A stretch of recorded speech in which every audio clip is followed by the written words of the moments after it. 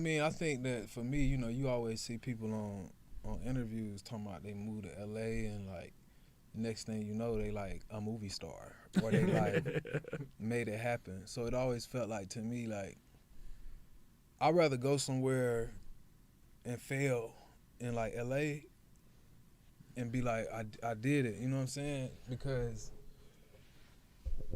if not, I'm gonna be like, damn, I should have went. I remember I was talking to one of my OGs. 1,000%. You know what I'm saying? I was talking to one of my OGs, and he was telling me like, cause I was telling him about like the interviews at LA, and I remember he was like, man, if you don't go to LA, I'm never gonna talk to you again.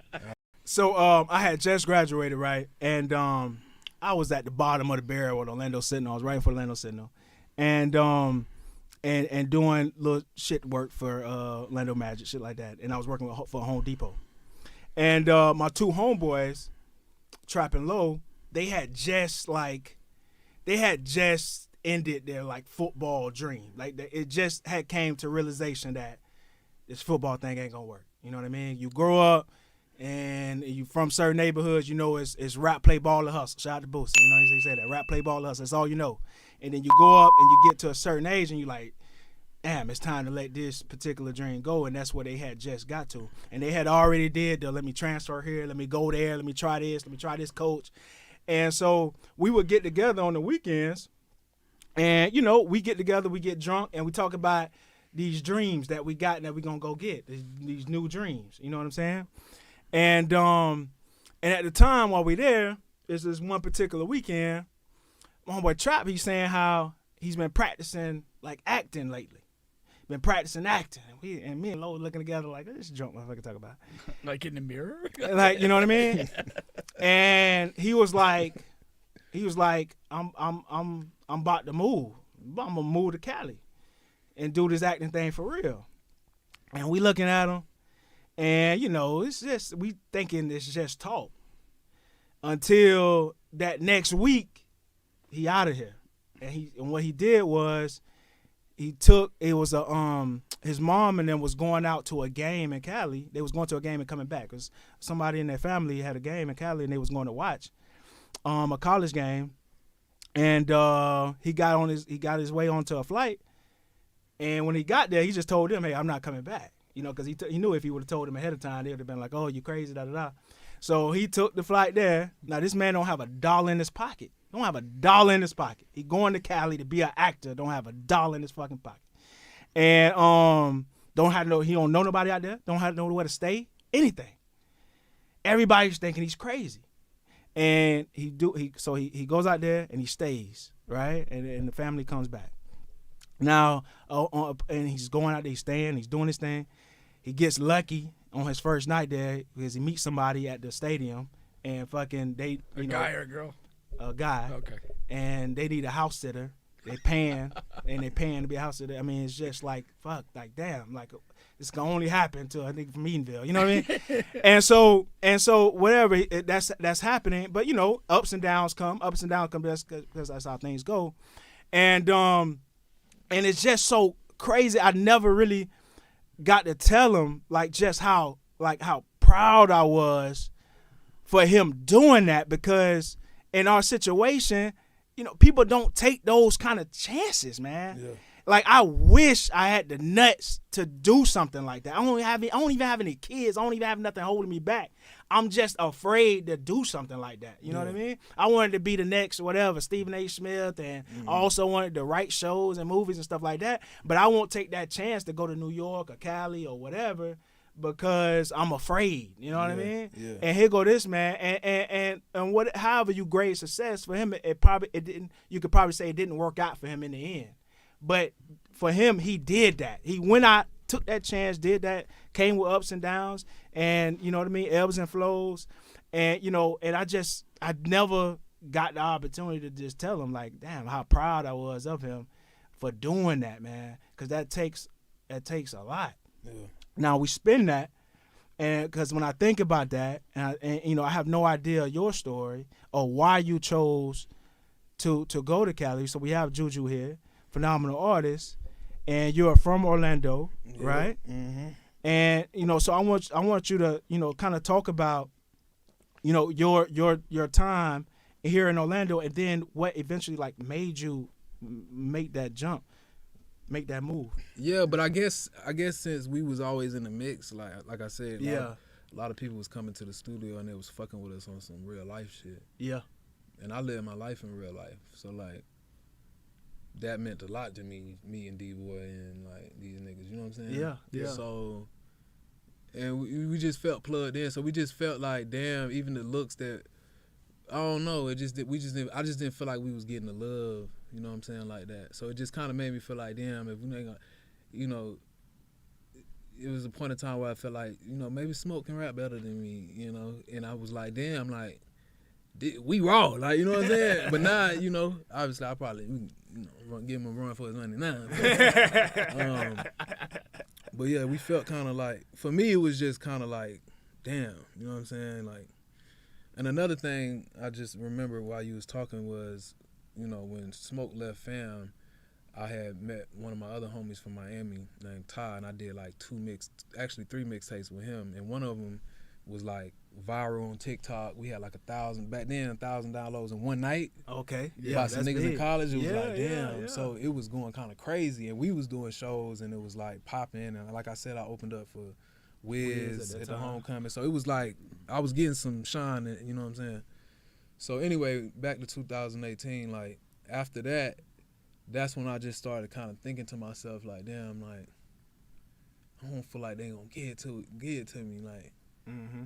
You know, and I felt like, damn, and I had been to LA like a couple times visiting. Like one of the things that was just super dope, one of my homies from DC is named CT. I know that rhyme, but I call him C. But his mom had got us to hook up back in like 2014 to go out to LA and do like a private VIP music and tech dinner with Tumblr.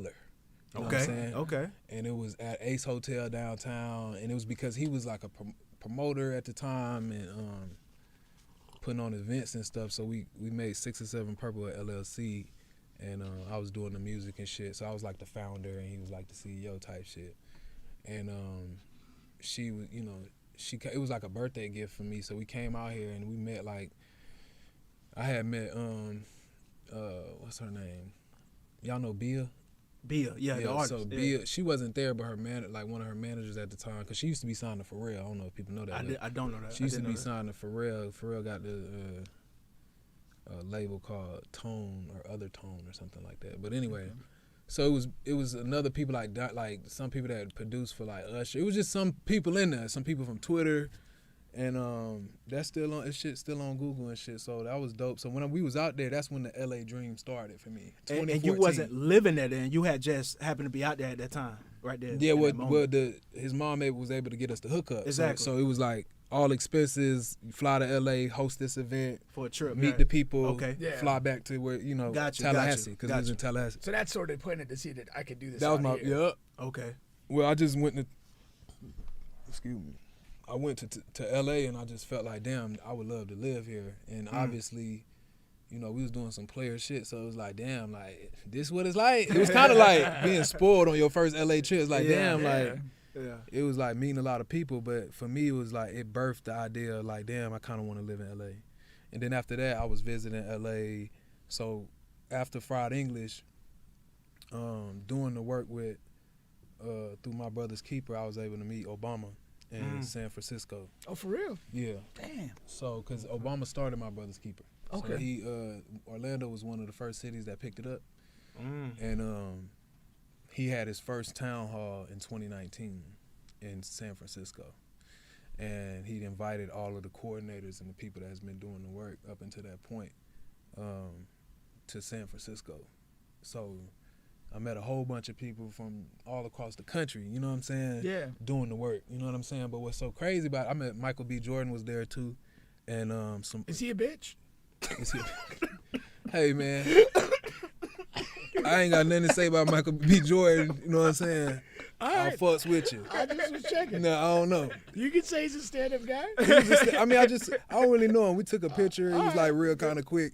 Oh, man. He was, yeah. So anyway, but yeah, people like Steph Curry was there. Oh, okay. Yeah, and John Legend and you know some other people, but I wasn't even like there for all that. It's so funny. I was I'm real big into manifestation. You know what I'm saying? So like, to me, I was telling my like assistant at the time that was working with me like,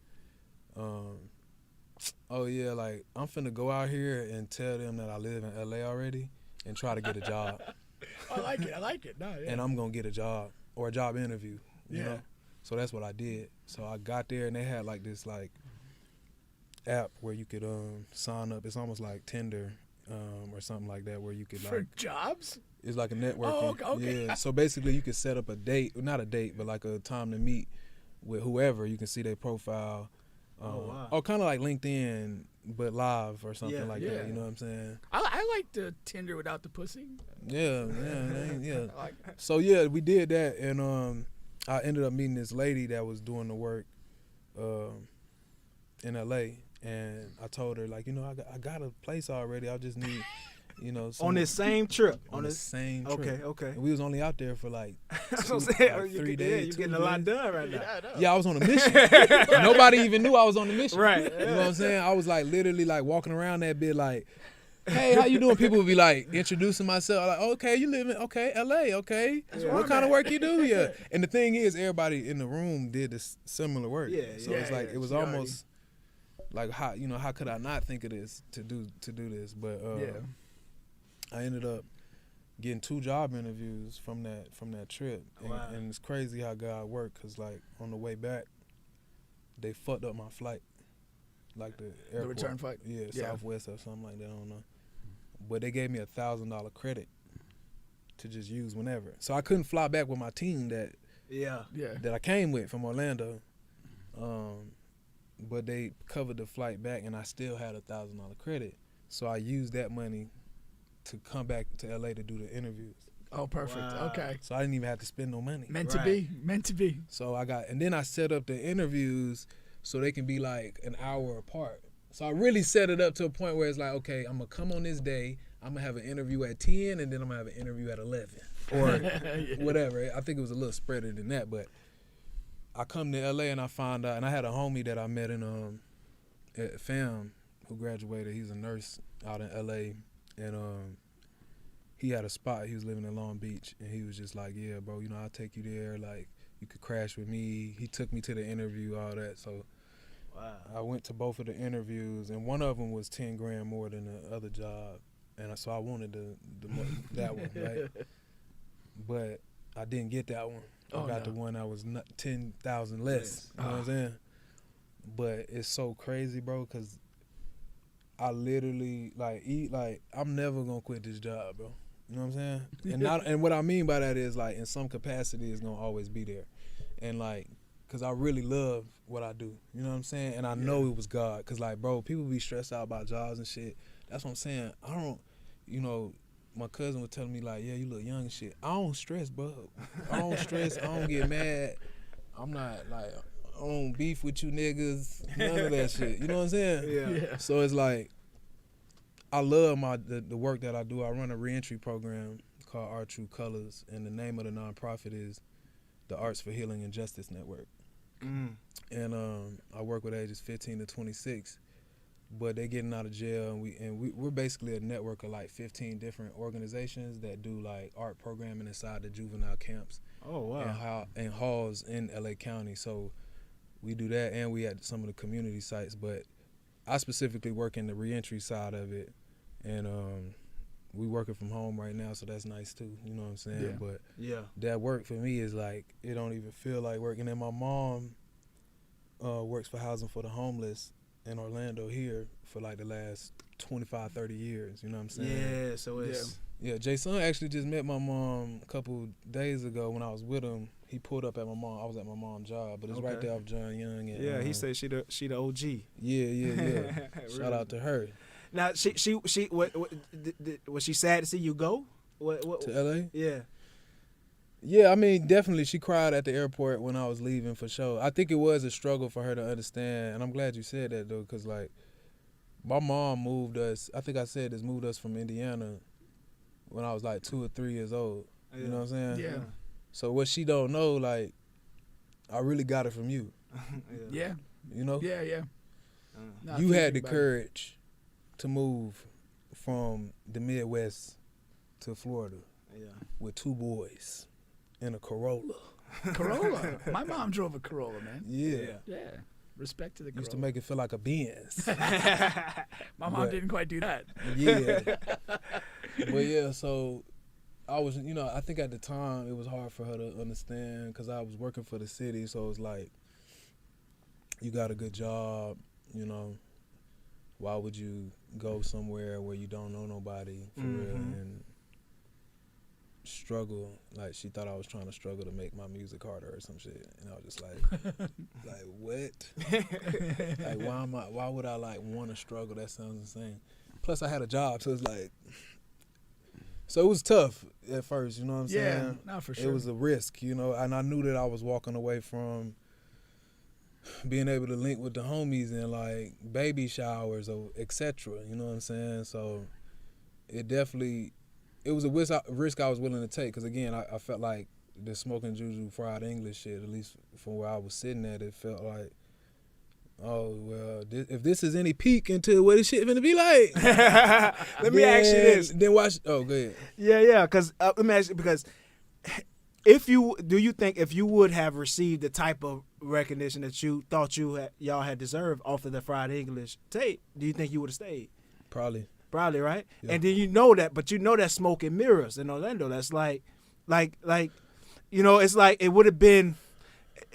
It's almost better that it happened the way it did because the type of recognition that you guys are looking for is not the type that will propel you where you need to go anyway. Mm-hmm. You know what I'm saying? I'm big on that. I'm big Yeah, on that. so- that's a fact. No, so and it's better to happen that way. Yeah. I'm big on like, I grew up in Connecticut. I came down here for college and never looked back.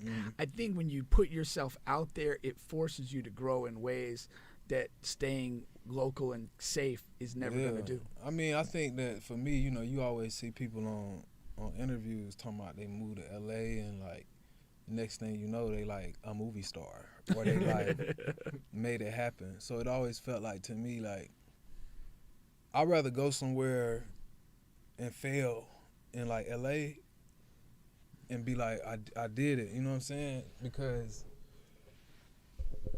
if not, I'm gonna be like, damn, I should have went. I remember I was talking to one of my OGs. 1,000%. You know what I'm saying? I was talking to one of my OGs, and he was telling me like, because I was telling him about like the interviews at LA, and I remember he was like, man, if you don't go to LA, I'm never gonna talk to you again.